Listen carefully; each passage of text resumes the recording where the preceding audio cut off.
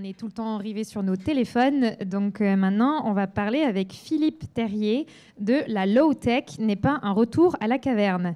Donc, Philippe est ingénieur et détenteur d'un doctorat en conception biomimétique en ingénierie. Il a participé à plusieurs missions scientifiques en Antarctique, travaillé avec Ingénieurs sans frontières et est impliqué au sein de Cyclo Nord-Sud. Il est professeur enseignant à l'ETS et responsable du laboratoire d'ingénierie pour le développement durable qui travaille sur l'approche low-tech. Donc je vous demande d'applaudir Philippe, s'il vous plaît.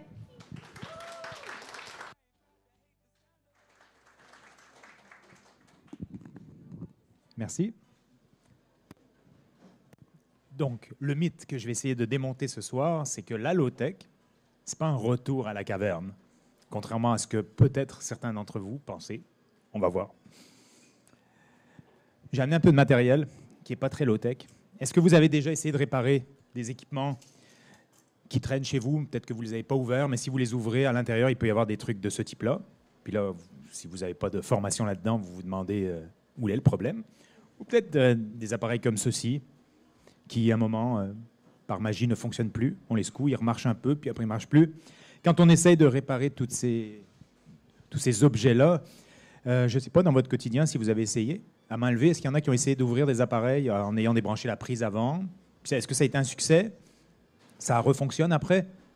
Mitigé ici, succès au premier rang.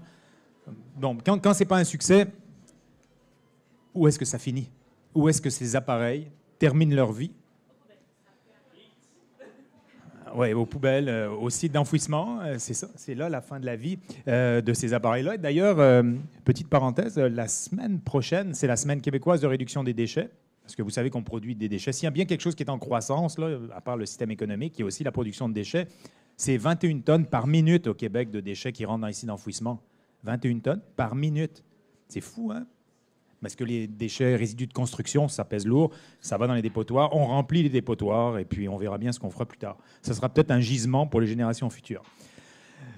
Et on remplit les dépotoirs avec des objets high-tech, avec des métaux critiques, des terres rares, tout un tas d'affaires. Ça sera moins loin pour aller chercher des nouvelles ressources. Mais ce n'est peut-être pas l'objectif. Je vous propose une expérience de pensée. Alors réfléchissez à un super objet high-tech. Moi, je vous propose un frigo connecté 5G. Fantastique. Je suis sûr que dans quelques temps, quand on va se promener dans des boutiques pour acheter de l'électroménager, on va nous proposer ça. Alors l'avantage, le gros avantage, c'est qu'il n'y a pas besoin d'ouvrir la porte pour savoir ce qu'il y a dedans. C'est révolutionnaire. C'est incroyable. Puis en plus, pour y être en train de faire vos courses, et votre frigo va vous dire, oublie pas, la pinte de lait est à moitié vide, donc prends-en une. On peut remplacer ça par une petite liste et avec un papier qu'on peut recycler aussi. Ça mobilise peut-être moins de ressources. Donc ici, j'ai mon collègue, c'est Monsieur Low-Tech, qui se pose quelques questions avant d'acheter son frigo connecté 5G. Il se demande s'il va vraiment pouvoir le réparer quand ça va tomber en panne. Il sait que ça va tomber en panne, puis il se pose aussi la question si ça répond vraiment à un besoin. Avez-vous besoin d'un frigo connecté 5G? C'est pas une petite étude de marché pour une compagnie que je gère en parallèle. Non, OK. Puis on lui parle de transition écologique. Et là, il n'y croit plus, là, parce qu'il se dit transition écologique, on me propose des frigos connectés. Il me semble que ça génère quelques problèmes, ce genre d'appareil-là. On s'attend à ce que ce soit assez complexe. Quand on va vouloir le réparer, bonne chance. Ça va sûrement être fragile. Ça va probablement tomber en panne.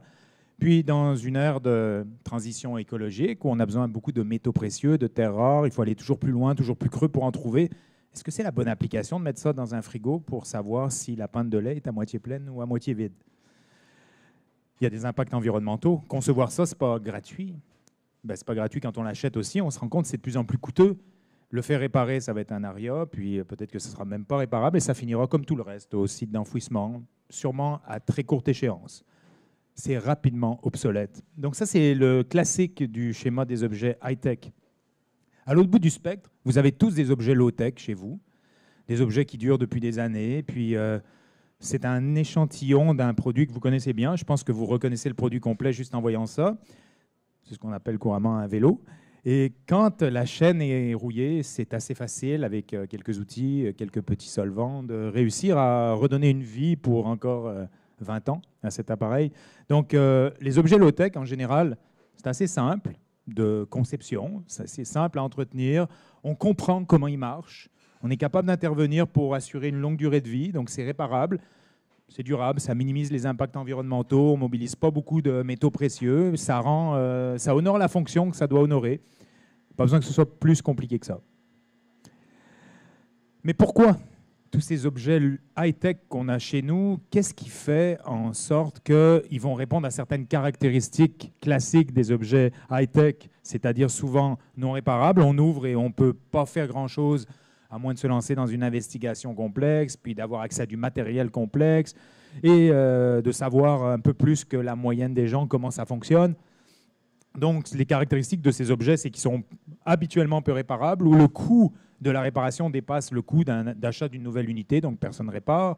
Ça consomme beaucoup de ressources, ça obsolète rapidement, et ça augmente nos dépendances. On est dépendant à des fournisseurs d'appareils, on est dépendant à des systèmes propriétaires, quand on a certains ordinateurs, difficile d'aller modifier certaines choses. Ça réduit notre autonomie parce qu'on devient dépendant de ces objets, on ne sait même plus faire sans ces objets. Donc, ultimement, ça a certaines caractéristiques, ces objets high-tech que vous reconnaissez là, et tout ça, c'est dû à quoi? Ben, c'est dû à notre approche dans la résolution de problèmes qu'on appelle le technosolutionnisme. Le technosolutionnisme, c'est une approche pour régler des problèmes en apportant d'abord une solution technologique souvent plus complexe que ce qu'il y avait avant. On rajoute une petite couche au nom du progrès. Ça va être mieux avec une petite couche de technologie en plus. Prenons un exemple d'approche technosolutionniste et d'une approche alternative qui pourrait être incarnée par la low-tech. On a un problème, par exemple, avec la mobilité en ville. On le sait, au Québec, 43% des émissions de GES sont dues à la question du transport. Et le transport, c'est beaucoup des autos, des camions, quelques vélos, mais moins que bien d'autres modes de transport. Donc, si on a un problème de mobilité, puis qu'on veut le régler ou atténuer les impacts avec une solution high-tech et avec une solution low-tech, on va voir comment on procède dans un cas et dans l'autre. Donc, on identifie un problème. Il y a un problème ou il y a un besoin de mobilité. L'école de pensée high-tech va nous dire on va rouler en voiture, mais je vous promets que ces voitures vont moins polluer que les voitures d'aujourd'hui. Donc, continuons avec l'approche de la voiture. L'école de pensée low-tech commence à analyser le besoin. Pourquoi tu veux te déplacer? Et est-ce qu'on va se déplacer exclusivement en voiture ou on peut remettre en question le tout à l'automobile en ville? Ensuite, on développe la solution. L'approche technosolutionniste high-tech, c'est les voitures électriques.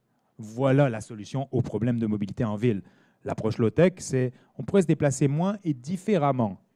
Il y a peut-être plein d'autres approches. On peut peut-être réorganiser le travail, on peut peut-être avoir des villes 15 minutes. Il y a plein d'autres organisations urbanistiques pour se déplacer moins. Chaque camp développe sa solution qui génère certains effets. L'avènement de l'auto électrique en grande quantité, ça génère un nouveau problème. Il nous faut plus de ressources. Il nous faut des ressources critiques. Il faut aller les chercher plus loin. Il faut ouvrir une nouvelle mine. L'approche low-tech, pour sa part, elle investigue des nouvelles façons de se déplacer, soit de façon plus douce, soit de se déplacer moins, tout en ayant des impacts positifs sur la santé, puis des impacts réduits au niveau environnemental. Quand on a développé certaines solutions, il y a des effets, il y a des nouveaux problèmes éventuellement, donc il y a une nouvelle réponse. Alors, l'approche high-tech, elle dit, pas de problème, on a des autos électriques, il faut plus de métaux, ça génère des impacts, mais on va créer des mines durables. Donc, on règle le problème de l'accès aux ressources sans sacrifier la planète. L'approche low-tech, elle continue de remettre en question le besoin, puis elle développe des modes alternatifs basés sur la mutualisation des équipements, comme Communauto. On va utiliser les capacités de transport sous-exploitées, par exemple, des automobiles qui roulent mode solo. L'approche high-tech, donc, nous propose des mines durables. Et là, on se dit, est-ce que le problème initial, on l'a réglé? En fait, avec l'approche high-tech, souvent, on a créé un nouveau problème. On avait un problème de mobilité, on a proposé une solution, l'auto électrique. On a vu qu'il y avait des problèmes d'accès à des ressources, on a proposé des mines durables, on a déplacé le problème ailleurs. Le problème, maintenant, il est à la mine, qui a beaucoup d'impact, peut-être tout autant que ce que l'auto électrique a réglé ailleurs. Avec l'approche low-tech, là, on l'a réglé, le problème. On a repensé la mobilité, sans le recours au tout techno. Donc, ces deux approches. Ça, c'est la conjointe de Monsieur Low-tech, c'est Madame Low-tech. Et Madame Low-tech, quand elle voit le technosolutionnisme, elle se pose des questions. Puis elle se dit, mais finalement, le frigo connecté, à quel besoin ça répond? Bien souvent, les approches high-tech, ça répond à des besoins qui n'existent pas. On n'a rien demandé, puis on nous propose ça. comme une nouvelle solution, mais théoriquement, une solution d'ingénierie, c'est pour répondre à un vrai besoin. C'est pas juste... Enfin, ça, c'est dans un monde idéal.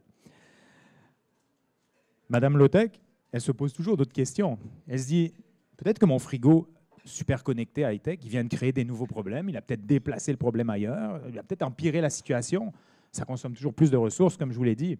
Donc peut-être que l'approche high-tech crée des nouveaux problèmes, bien souvent. Et qu'est-ce qui va se passer à la fin de la vie du projet? Comment on va gérer la fin de vie d'un objet qui est presque pas réparable, pas démontable? Madame Low-Tech se rend compte qu'on déplace le problème. Si on a pu améliorer la performance de l'objet pendant la phase d'utilisation, on va peut-être avoir un gros problème pendant la phase de gestion en fin de vie. Dès qu'on a la pensée systémique, la pensée cycle de vie, on se rend compte que souvent, avec l'approche high-tech, on pelte le problème à une autre étape de la vie du produit.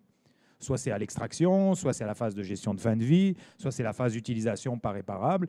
Donc finalement, on déplace le problème d'un poste vers un autre. Et finalement, toutes ces solutions technologiques high-tech n'ont pas amélioré la qualité de vie de Madame Low-Tech. Parce que la qualité de vie, c'est le milieu de vie. Puis un frigo connecté, ça prend plus d'extraction de ressources, ça détruit plus l'environnement, donc ça altère le milieu de vie. La qualité de vie, c'est aussi un niveau de vie. Mais le niveau de vie, ça voudrait dire qu'elle aurait peut-être économisé, mais avec son frigo connecté, elle a dépensé plus d'argent pour refroidir sa pinte de lait comme avant. Ça lui a coûté plus cher, ça ne dure pas très longtemps, donc elle va devoir redépenser. Donc, sa qualité de vie globale n'a pas été vraiment améliorée.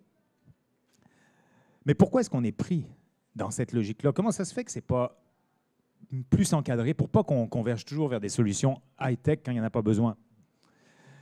En fait, la solution high-tech, ça ne prend pas de courage politique, parce que personne n'est contre une petite bébelle de plus connectée. La solution high-tech, ça évite le débat. On ne remet pas en question le système. Et souvent, avec le high-tech, c'est au nom du progrès. Mais le progrès, c'est souvent de régler des problèmes créés par le progrès lui-même. Je passe sur cette diapo parce que le temps roule, mais j'arrête sur celle-ci. L'approche low-tech est très technocritique, mais pas technophobe. On n'est pas contre la technologie, on est pour la technologie au bon endroit. Si on caractérise la low-tech en 3 mots, la low-tech, ça vise à développer des solutions utiles, accessibles, durables. Utiles pour répondre à des besoins réels. Accessibles, ça veut dire qu'on peut entretenir soi-même ces technologies, on les comprend, c'est plus des boîtes noires. Et durable, on réduit les effets et les impacts sur l'environnement. Comment mettre en place la low-tech?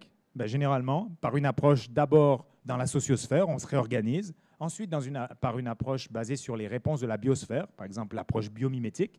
Et au dernier moment, en ultime recours, fonder notre solution sur des enjeux plus technologiques. Donc sociosphère, biosphère, technosphère.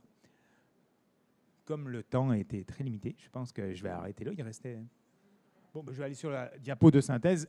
Supposons qu'on veuille qu'on veuille cheminer vers une société low-tech complète. On part de la société où on est aujourd'hui.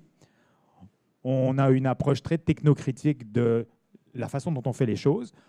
On diffuse peu à peu l'esprit low-tech, comme on le fait ce soir. Et ensuite, on conserve les high-tech là où on n'a pas d'autre alternative. La solution pour générer des couronnes, c'est peut-être le plus bas niveau technologique qu'on puisse avoir pour honorer ce service. Donc, dans le domaine de la santé, ce n'est pas un retour à la caverne où on va opérer à froid sans anesthésie dans une société low-tech. On a besoin d'une IRM, on a besoin d'un scanner, on va l'utiliser. On utilise le plus bas niveau de technologie pour répondre aux besoins. Je passe ça. Et le retour de monsieur technosolutionniste qui essaye de nous vendre son frigo, mais bien souvent, on est très efficace pour faire les mauvaises choses alors qu'on pourrait être autant efficace pour développer des solutions plus positives pour l'environnement et la société. Voilà.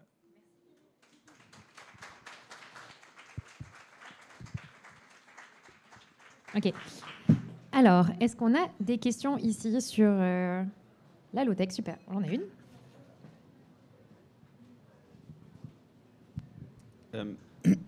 Je me demandais, est-ce que vous pensiez que la low-tech, en fait, plutôt le high-tech, puis toute cette technologie-là qu'on essaie de nous vendre, répondrait pas plutôt, en fait, à un problème de genre donner plus d'argent aux actionnaires, finalement, que finalement, c'est drivé par le capitalisme puis par le fait de vendre le plus de bébelles possible qui t'offre le moins longtemps possible? Oui, c'est certain que c'est très lié à ça. En fait, la low-tech ou la low-tech en technologie, c'est comme la décroissance en économie. Donc, c'est sûr que l'approche high-tech ne va pas alimenter, disons, la décroissance, la réduction de la surconsommation, le fait de devoir vivre à l'intérieur des limites planétaires, là, du concept de frontières planétaires. Donc, alors que l'approche low-tech considère ça, considère que peut-être qu'une des seules façons de vivre à l'intérieur de la planète, c'est de réduire la consommation globale, d'opter pour une décroissance collective. Et c'est certain que pourquoi l'approche high-tech est encore très à la mode et soutenue par les entreprises, parce que c'est une solution pour pouvoir faire du profit, étant donné que les appareils deviennent obsolètes, donc on a la garantie d'en vendre des nouveaux. Et les considérations environnementales sont bien secondaires dans ce cas-là.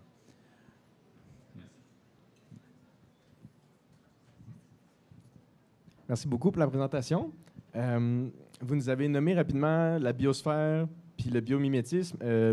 Moi, tout ce que j'entends du biomimétisme, typiquement, c'est comme les scientifiques ont fait un nouveau remède sur le cancer inspiré de la salive de salamandre ou je sais pas quoi. Puis c'est très techno. C'est très techno. Fait comment est-ce qu'on fait concrètement, comment est-ce qu'on fait du low-tech avec de la biosphère puis du biomimétisme? Ben, le biomimétisme, oui, il y a des cas d'illustration très pointus, très techno, mais c'est tout un mode d'éco-innovation finalement. Donc, quand on est dans une approche de conception biomimétique de solutions, on essaye de regarder quelle est la fonction qu'on veut réaliser et est-ce que dans la nature, il y a un champion, un organisme vivant qui met en œuvre cette fonction. Mais il y a des principes qu'on ne perd pas de vue, c'est-à-dire que la nature est généralement frugale en termes d'énergie, frugale en termes de matériaux. Dans la nature, il n'y a personne qui sort les déchets et qui les pose quelque part parce que le concept de déchets n'existe pas. Donc, les principes de biomimétisme peuvent alimenter la réflexion et nous guident dans la conception de solutions. Donc, on s'inspire des principes de biomimétisme qui sont inspirés des écosystèmes, pas de déchets ou le moins de déchets possible, le plus local, le plus frugal, le plus efficient, le plus de collaboration. Donc, il y a plein de principes. Ce n'est pas juste à travers des exemples qui, parfois, sont peut-être biomimétiques, mais a posteriori, dans le sens qu'on a inventé un truc, puis pour lui donner un côté plus vert, on va dire « Ah, mais ça, c'est vrai que le vivant le fait comme ça. » Je vais dire que c'est biomimétique, ça va mieux passer. Le biomimétique est récupéré un peu par le greenwashing, là. Donc, mais la vraie méthodologie de conception biomimétique, c'est quand même quelque chose qui nous incite à vivre dans les limites planétaires, donc qui est très arrimé à la low-tech. Bonsoir. Ma question, c'est... pardon, je vais arriver à trouver les mots.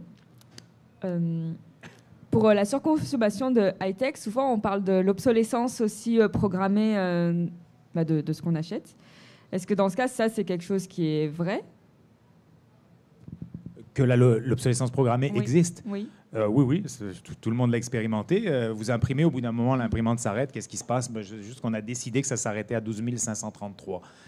Il y a plein de choses qui sont dimensionnées. Je ne sais pas, des composantes électroniques dans des écrans d'ordinateur. C'est à côté du power supply. On se dit, c'est sûr que là, ça surchauffe et ce n'est pas étonnant que ça va griller. Dès qu'on démonte les équipements, c'est ce qu'on fait dans nos labs, puis qu'on examine certaines choses, on se dit, OK, on comprend que la conception a été intentionnellement faite pour réduire la durée de vie. Donc, l'obsolescence programmée existe, là. Donc, en approche low-tech, on s'oppose à ce genre de choses en se disant, on peut concevoir pour faire durer les produits, puis s'il y a un bris, au lieu de tout couler dans de la résine époxy, au lieu de tout souder, on va faire en sorte que ça va être réparable. Et on va fournir des pièces, et on incite à fournir des pièces détachées. Mais avec les nouvelles lois qui sortent sur la responsabilité élargie des producteurs, c'est vers ça qu'on tend. Bon, il y a eu une grosse discussion il y a quelques semaines, c'était le 5 octobre, je pense, l'entrée en vigueur de la loi sur la protection des consommateurs, là, où les fournisseurs de tout un tas d'objets doivent fournir des pièces détachées. Puis on a vu une montée au front des distributeurs et des quincailliers qui disent on ne pourra pas, on n'aura pas les pièces, on n'aura pas les outils. Mais en fait, il faut bien commencer quelque part pour lutter contre ça, parce que c'est ce qui remplit nos sites d'enfouissement. On serait capable de concevoir différemment, mais il y a des gens qui conçoivent pour que ça brise rapidement, pour en vendre plus.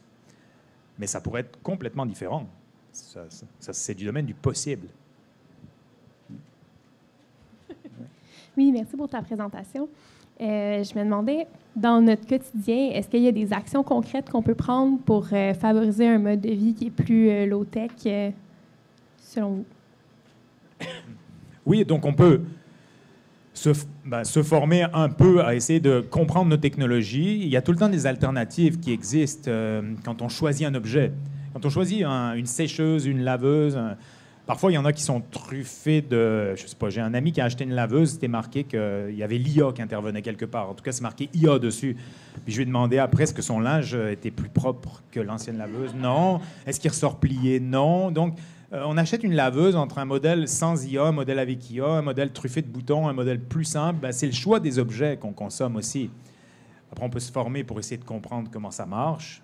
On peut aussi acheter des objets de seconde main. Tout ça, ça rentre dans la philosophie low-tech. Ce n'est pas une exclusivité du low-tech, mais le zéro déchet, ça rentre dans la philosophie low-tech, la décroissance, le fait de minimiser son empreinte par tout un tas de comportements, ça rentre dans la... Parce que la low-tech, ce n'est pas juste un catalogue de solutions à bricoler soi-même, c'est aussi toute une philosophie, une façon de repenser notre rapport à la technologie. Donc des choses plus simples qu'on peut réparer. On regarde l'équipement, puis on se dit, là, il a l'air d'avoir des vis bizarres. Celui-là, il a des vis régulières. J'ai le vrai outil pour ouvrir ça. C'est celui-là que je vais prendre, parce que je pense qu'il va être réparable. Merci beaucoup.